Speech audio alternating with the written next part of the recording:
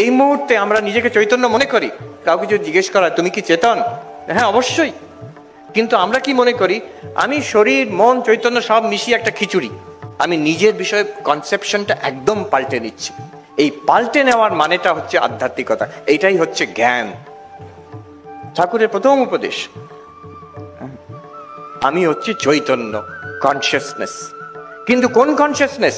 এখনই তো চৈতন্য বলে বুঝতে পারছি, কিন্তু এই যে এই চৈতন্যটা মনের সঙ্গে জড়িয়ে আছে, চিন্তা ভাবনার সঙ্গে। খুব কষ্ট, চৈতন্য এসব বুঝলাম তো রে বাবা, কিন্তু খুব কষ্ট হচ্ছে যে কষ্টটাকে তুমি অনুভব করছো? অবশ্যই, তাই জন্য তো আমি কমপ্লেন করছি। যদি অনুভব করছো, কষ্টটা কিন্তু দৃশ্য, তুমি কষ্টের দ্রষ্টা। কষ্টটা আছে শরীরের মধ্যে, প্রাণের মধ্যে, মনের মধ্যে, তোমার মধ্যে নয়।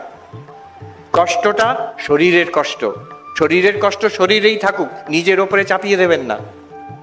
তাহলেই দেখবেন কিছু না হয় অনেকটা শান্তি পাবেন, অনেকটা ফ্রিডম পাবেন, এক্ষুনি স্ট্রেট অ্যাওয়ে। কষ্টটা মনের কষ্ট, কেউ অপমানজনক কথা বলল, ফট করে রাগ এসে গেল।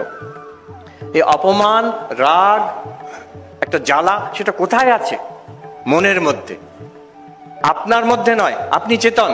আর অদ্ভুত ব্যাপার, যখন নিজের ওপরে সেটা নেবেন না, সেটা কমে যাবে, সেটা আস্তে আস্তে শান্ত হয়ে যায়।